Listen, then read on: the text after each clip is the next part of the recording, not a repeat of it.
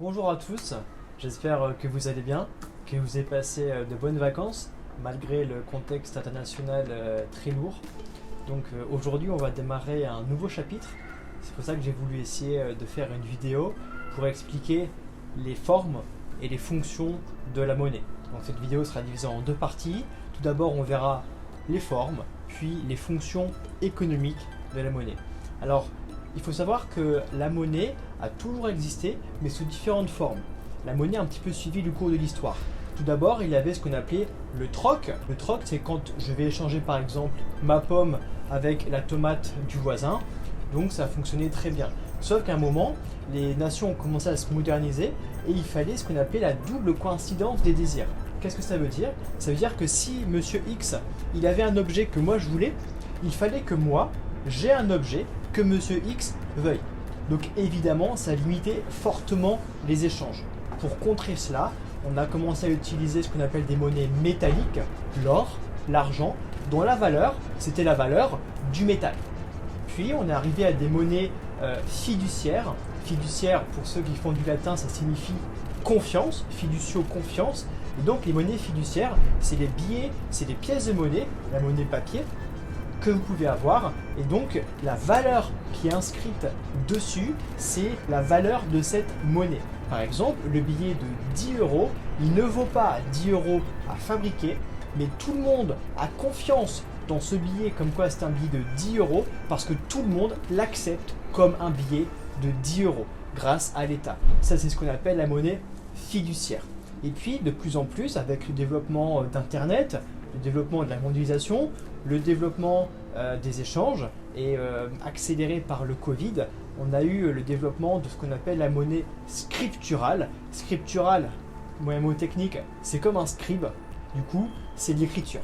La monnaie scripturale, c'est un jeu d'écriture comptable. C'est la monnaie que vous avez sur votre compte courant sur Internet, sur votre compte courant à la banque, à la CL, la Société Générale, la Banque Postale. Et donc ça, c'est de la monnaie scripturale.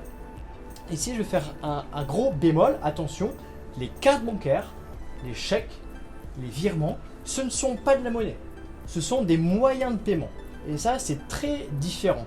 La monnaie, c'est le chiffre que vous avez qui est inscrit sur votre CCP.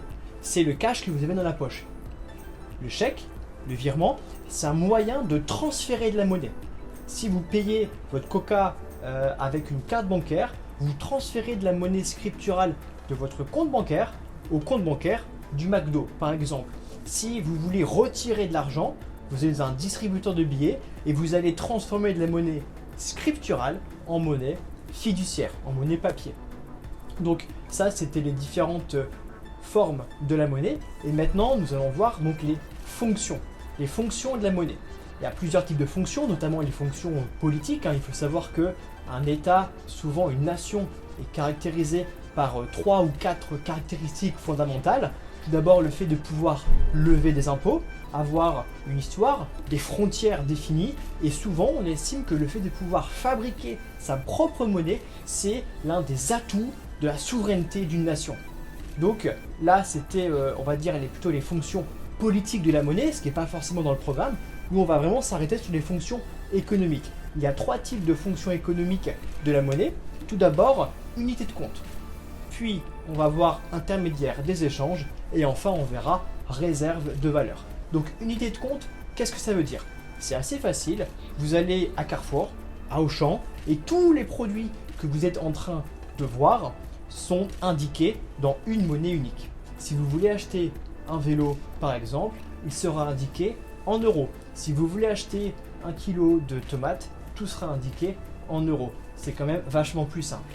La deuxième partie, c'est intermédiaire des échanges. Et bien comme c'est indiqué en euros, vous pouvez payer en euros. Tout simplement. Vous ne pouvez pas payer en francs, vous ne pouvez pas payer en dollars, vous ne pouvez pas payer en roubles, en tout cas pas en France, parce que en France, il y a une seule monnaie qui est acceptée, c'est l'euro. Donc, intermédiaire des échanges, vous pouvez acheter, vendre des choses en euros. Et enfin, la troisième chose, c'est réserve de valeur, une fonction très importante. Ça veut dire que vous pouvez mettre de la monnaie sur votre livret A, sur votre compte courant, la garder en réserve sans qu'elle ne perde trop de valeur. C'est une caractéristique fondamentale de la monnaie et c'est ce qui fait que le Bitcoin, par exemple, n'est pas considéré comme une monnaie au sens strict du terme parce que le Bitcoin est très volatile, c'est-à-dire qu'il peut monter et descendre en quelques heures, prendre 100% de sa valeur ou perdre 90% en quelques jours. Donc le Bitcoin n'est pas une monnaie réserve de valeur. Donc là, je vais vous montrer une deuxième vidéo pour vous montrer que la monnaie est relative selon le temps et selon l'espace. On n'accepte pas l'euro dans tous les pays et dans certains pays, vous allez le voir juste après, on peut accepter plusieurs monnaies pour différents types de raisons. Alors bonjour à tous, ici on est à Addis Abeba, qui est la capitale d'un état que vous devrez connaître normalement pour ceux qui sont partis à Paris avec Monsieur Petit. Donc ici on peut voir que les prix sont affichés à la fois en birr éthiopien et en dollars américains. Pourquoi? C'est assez facile, parce qu'en fait les Éthiopiens ont assez peu confiance dans leur monnaie, dans leur gouvernement.